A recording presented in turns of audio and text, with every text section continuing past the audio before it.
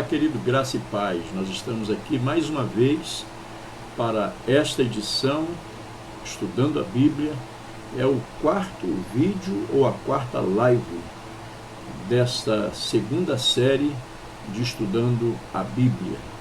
Estamos falando nessa série de temas escatológicos, não é? Como todos já sabem, os nossos temas que estão sendo mencionados em relação a esta segunda série são temas escatológicos. E para hoje nós vamos tratar de um tema muito importante, que são as 7 igrejas do Apocalipse. Eu desejo a você uma boa recepção e que Deus possa lhe abençoar grandissimamente. Nós também estamos aqui em nome do Instituto de Ensino Teológico e Treinamento Ministerial Ágape. E nós temos aí na sua tela os nossos e-mails, que é o meu e-mail pessoal e o e-mail também da secretaria da igreja, como também nós temos aí os links, né, do Facebook e do YouTube. Ao entrar no YouTube, você encontra todo o nosso acervo de Estudando a Bíblia, desde a primeira série de Estudando a Bíblia até este vídeo. Daqui a pouquinho estará lá armazenado e você pode tirar proveito absoluto, usar e abusar, como assim dizem, né? Estudando, crescendo, é o nosso propósito, nosso objetivo nesse empreendimento é fazer com que você possa estudar a palavra de Deus e crescer, contribuindo com o seu ministério. Você que é um obreiro novo, está iniciando a sua jornada ministerial, você que está fazendo o seu curso teológico, iniciando no meio ou no fim, mas que nós também queremos ser ferramenta de Deus para poder abençoar você de uma forma graciosa. Como nós falamos, o nosso tema de hoje é exatamente as 7 igrejas do Apocalipse. Vamos ao nosso tema?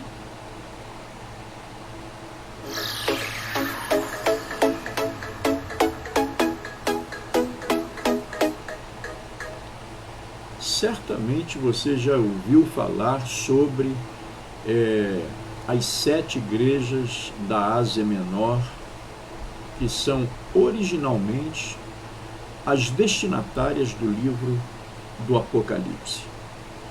Essas igrejas ficaram popularmente conhecidas também como as 7 igrejas do Apocalipse.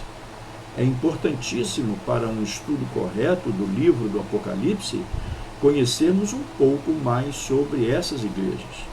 Por isso, em forma interrogativa, nós vamos lançar esse primeiro subtópico, dizendo o seguinte: por que 7 igrejas?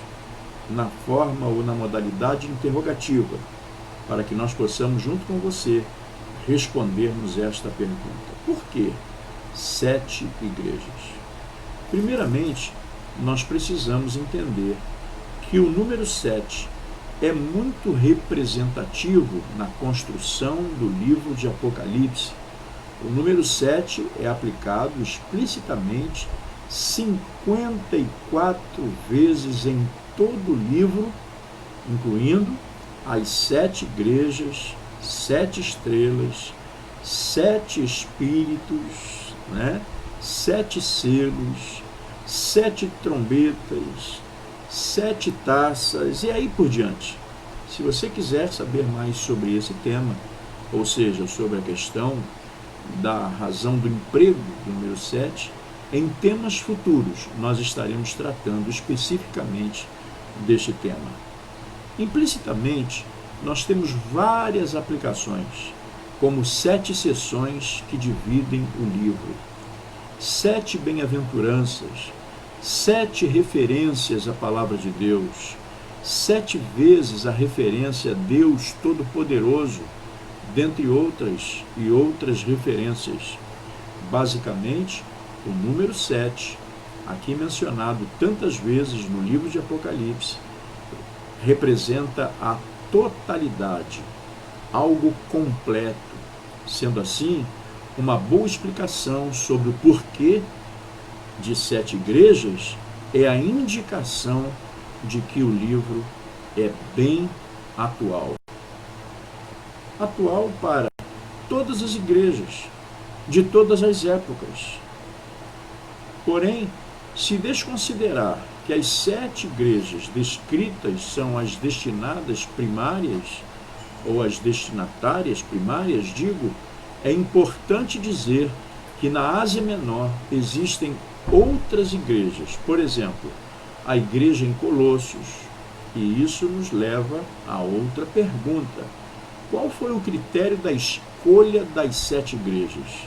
Para esta pergunta, definitivamente não existe uma resposta que seja uma resposta conclusiva. Em primeira instância, a ordem sobre as igrejas destinatárias do livro do Apocalipse partiu particularmente de Cristo. No capítulo 1, no versículo 11 desse livro, chamado o Livro da Revelação de João, ou o livro profético de Apocalipse. E para mim, isso já seria o suficiente.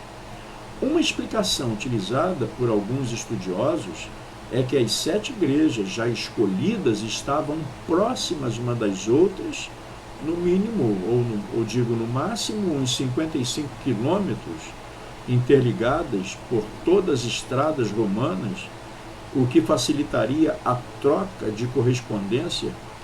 Outro fato interessante é que em todas as outras cidades e de cada uma dessas igrejas existia uma corte romana, o que naquela época representava grandes problemas para os cristãos. Inclusive, em Éfeso, Esmirna e também em Pérgamo, haviam templos onde era celebrado o culto ao imperador. Uma outra questão interrogativa, para que nós possamos assim discursar sobre esta pergunta, é a seguinte: quais são as 7 igrejas do Apocalipse? A relação das 7 igrejas pode ser encontrada muito facilmente logo no capítulo 1 do livro de Apocalipse, no versículo 11, sendo elas as seguintes igrejas: Éfeso, Esmirna, Pérgamo, Tiatira, Sardes, Filadélfia e Laodiceia. Vale saber que a Ásia Menor é atualmente a região ocidental da Turquia. Você também já deve ter ouvido falar sobre os 7 castiçais e as 7 estrelas. Pois bem, após receber a ordem de escrever o livro às 7 igrejas, João teve uma visão de Cristo, andando no meio de 7 castiçais, ou candeeiros, digo. E entre outras características, ele tinha em sua destra 7 estrelas. No próprio capítulo 1 de Apocalipse, nós temos a explicação sobre este simbolismo. Os 7 castiçais de ouro representam, por exemplo, as 7 igrejas, e as 7 estrelas, que também representam os anjos das 7 igrejas, ou seja, os pastores, os ministros, líderes daquelas 7 igrejas. Quem são esses anjos? Ou seja, quem são os anjos das 7 igrejas do Apocalipse? A carta são endereçamentos ou endereçadas, digo, ao anjo da igreja, ao anjo de cada igreja, ao pastor de cada igreja. Isso fica claro neste texto do capítulo 1 e em toda a extensão do texto que trata do assunto, que existem 2 interpretações sobre que seriam os anjos das igrejas. A primeira interpretação defende que se trata de seres celestiais, ou seja, literalmente anjos. Essa interpretação busca algumas referências no Antigo Testamento, onde seres celestiais são designados a ajudar e proteger um determinado povo. Porém, porque João escreveria para anjos, sendo que eles estão constantemente na presença de Deus? Qual seria o propósito de João escrever para anjos, uma vez que eles estão sempre na presença de Deus? Como seria possível escrever um livro e enviar a um anjo? Estas outras objeções são as maiores fraquezas desta posição. Em segundo ponto, ou um ponto contrapartidário, diz que a segunda interpretação considera principalmente o fato de que a palavra anjo significa mensageiro, que pode ser tanto um ser celestial como um humano. Sendo humanos, ou sendo humano, a palavra anjo cabe perfeitamente aos líderes das igrejas, daquelas 7 igrejas. Uma fraqueza desta posição é que nenhum outro lugar da Bíblia, líderes da igreja, presbíteros, bispos, pastores, são identificados como anjos. Reconheço que ambas as interpretações possuem problemas, porém, particularmente, prefiro ficar com a última interpretação aqui abordada. Vamos falar um pouquinho sobre a estrutura das 7 igrejas. É importante entender que o livro de Apocalipse é uma unidade e seu conteúdo, como um todo, foi destinado especialmente às 7 igrejas. Embora dentro do próprio Apocalipse nós temos de forma clara, revivida, uma situação como clara divisão, 7 cartas às 7 igrejas, mas isso não significa que foram escritos 7 livros individuais, mas provavelmente, de uma forma muito enfática, um único livro que foi lido em cada uma das 7 igrejas, tendo na seção inicial uma carta individual a cada uma dessas 7 igrejas. Boa parte dos estudiosos concorda plenamente com esta posição. Em cada uma dessas cartas individuais dentro do livro de Apocalipse, podemos notar um padrão de organização do conteúdo. William Hendrickson, por exemplo, na obra Mais que Vencedores, destaca de forma tão clara e objetiva esse padrão. Assim divide, primeiro, a saudação e destinatários ao anjo da igreja em Éfeso. Aí nós temos as referências, no capítulo 2, versículos 1, 8, 12, 18, também no capítulo 3 de Apocalipse, nos versículos 1, 7 e 14. Um segundo ponto é a autodesignação de Cristo. Então diz lá, aquele que conserva na mão direita as 7 estrelas, também referenciado no capítulo 2 de Apocalipse, nos versículos 1, 8, 12 e 18. E também no capítulo 3, versículos 1, 7 e o versículo 14. Note que existe um paralelo entre quase todos esses títulos com a descrição simbólica de Cristo no capítulo 1, por exemplo, no versículos 12 ao versículo 20. Uma terceira condição na apresentação é a aprovação. Quando diz, conheço as tuas obras, assim o teu labor como a tua perseverança. Apenas a igreja de Laodiceia não recebe uma aprovação tal qual como essa aqui relatada. Em quarto ponto, nós também podemos observar a presença de termos de condenação. Como diz o texto, tenho, porém, contra ti. As igrejas de Esmirna e Filadélfia, não possuem nada condenável. Em quinto lugar, nessas escritas, nós encontramos advertências e também ameaça.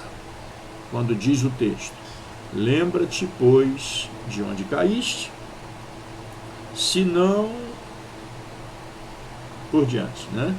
Então, as igrejas de Esmirna e Filadélfia não recebem advertências. Em sexto e penúltimo lugar, nessas escritas, nós temos a exortação. Quando o texto diz, quem tem ouvidos, ouça o que o Espírito diz às igrejas.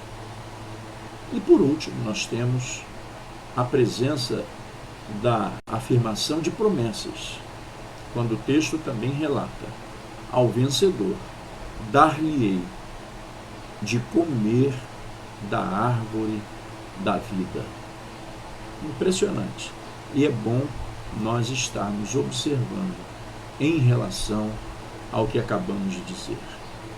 As características de cada igreja, nas 7 cartas, nós vemos aí algumas características que nós podemos destacar. Por exemplo, a igreja de Éfeso. A igreja de Éfeso é elogiada por ser dotada de um bom trabalho efetivo, por rejeitar o mal, por sua perseverança e por ser uma igreja paciente. A crítica fica por conta do esfriamento do seu primeiro amor. A recomendação é que a igreja se arrependa e volte a praticar as primeiras obras. Éfeso recebe como promessa a árvore da vida. Agora, a igreja em Esmirna apresenta algumas características destacadas no texto, como, por exemplo, uma igreja elogiada por suportar o grande sofrimento a que estava sendo submetida. Esmirna não recebe nenhuma crítica. A recomendação de que sejam fiéis até a morte e resistam à perseguição, Esmirna recebe como promessa, igualmente a igreja de Éfeso, a coroa da vida. A igreja de Pérgamo é elogiada por manter a fé e a confiança em Cristo. Porém, é criticada por tolerar a imoralidade, a idolatria e as heresias. A recomendação a esta igreja, importante igreja de Pérgamo, é um convite ao arrependimento. Pérgamo recebe como promessa o maná escondido e uma pedra com novo nome. A igreja em Tiatira, como prosseguimento das características dessas 7 igrejas, a igreja em Tiatira, ela é elogiada pelo amor, pela fé, pela paciência que demonstra, também pelo serviço prestado e as boas obras que melhoram em relação ao início. Porém, não diferente das outras, é criticada por tolerar a idolatria e a imoralidade. A recomendação que se faz à igreja em Tiatira é que sejam fiéis, pois o julgamento está próximo, diz o autor e escritor da carta à igreja em Tiatira. E recebem a promessa de que governarão as nações e receberão a estrela da manhã. E a igreja de Sardes? Na igreja de Sardes, alguns têm sido fiéis, porém é duramente criticada por ser uma igreja morta.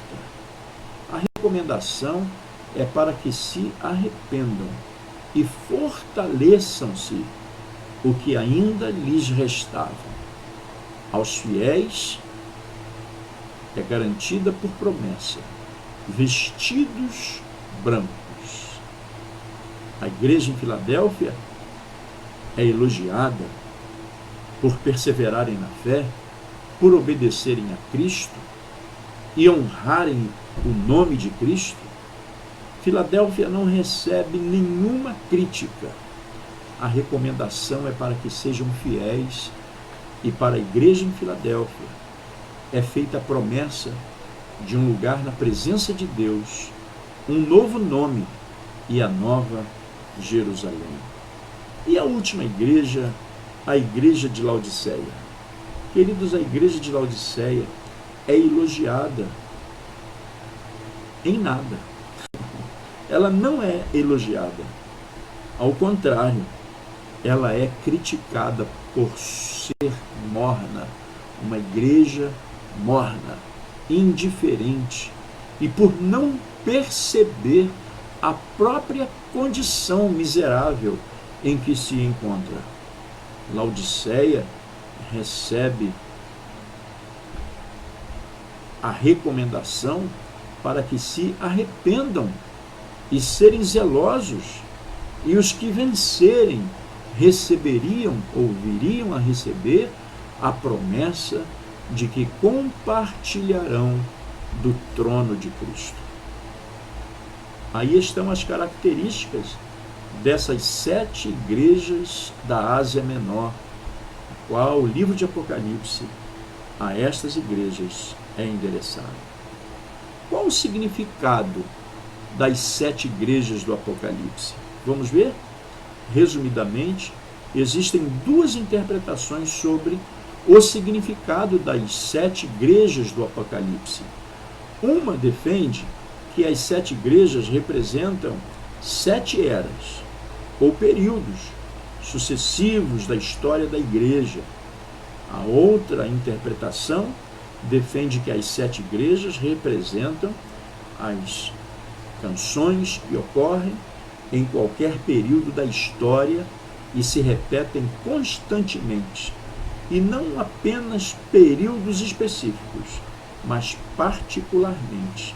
Eu penso que essa última posição é a posição mais correta a termo de interpretação. Chegamos ao fim da nossa importante, vamos dizer, uma aula, né? De forma modesta, se podemos assim dizer, desta exposição, ao falarmos sobre as 7 igrejas do livro de Apocalipse, ou as 7 igrejas da Ásia Menor. Espero encontrá-lo novamente em Estudando a Bíblia, na próxima oportunidade, ou seja, no nosso 5º encontro desta série, nosso 5º vídeo consecutivo, nossa 5ª live.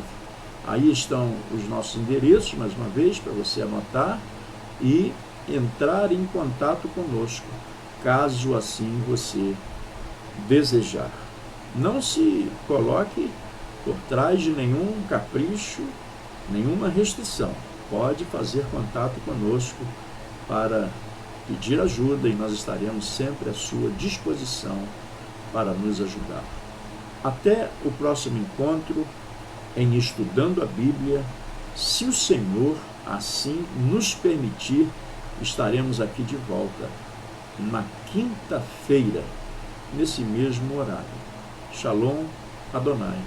Que haja paz sobre ti, sobre tua casa, que haja paz sobre a nossa nação, e que não falte a paz nunca sobre Israel. Shalom Adonai.